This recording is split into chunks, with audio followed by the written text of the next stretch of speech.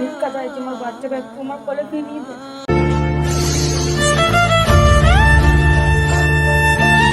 আপনারা যে অভাগিনী মাকে দেখলেন, সেই মা আপনাদের কাছে আজকে আঁচল পেতে ভিক্ষা চাইছে। কি বলছে?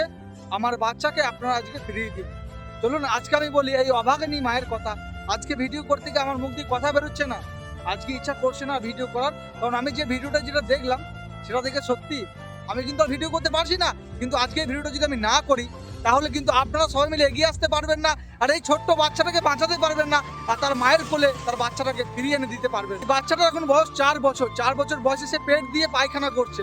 আপনারা সবাই ভিডিওটা দেখেন, আমি দেখানোর চেষ্টা করছি, আপনারা ভালো করে দেখুন। আপনারা দেখলেন এই সেই পেট দিয়ে এই বাচ্চাটা পায়খানা করে। তার যখন 3 মাস বয়স ছিল তখন খাদ্য নালীর সঙ্গে কোনো একটা নালী জড়িয়ে যায়।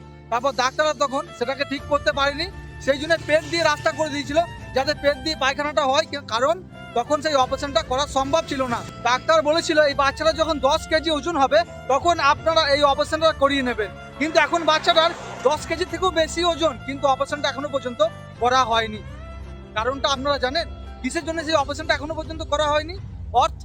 এই অসহায় মানুষটার সেই অর্থটা নেই। এই যে পরিবারটাকে আপনারা দেখছেন না, খুবই অসহায় পরিবার, 4.5 লাখ টাকা জোগাড় করার মতো ক্ষমতা তাদের কাছে নেই। এই অসহায় মানুষটা তার পরিবার চালাবে না 4.5 লাখ টাকা জোগাড় করবে, কোনো দিকেই পাচ্ছে না, ভেঙে পড়েছে, কান্নাকাটি করছে। আপনারা মায়ের কান্নাটা দেখে অবশ্যই বুঝতে পারলেন যে মাটা কতটা অসহায় হয়ে পড়েছে।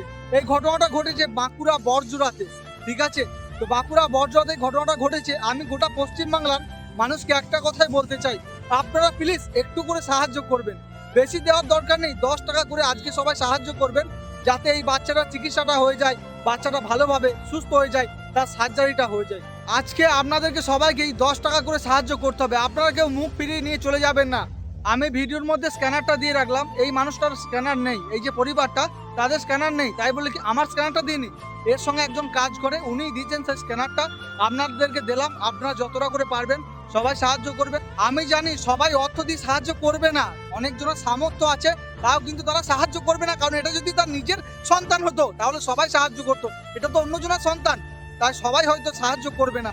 যারা সাহায্য করতে পারছে না তাদেরকে বলবো আপনারা প্লিজ ভিডিওটা শেয়ার করবেন, আর যাদের সাহায্য করার মতো ক্ষমতা আছে তারা 10 টাকা করে সাহায্য করুন। কেন? একটা ছেলের জীবনটা আবার ফিরিয়ে দিন, তার বাবা মায়ের কোলে এই সন্তানটাকে সুস্থ করে দিন।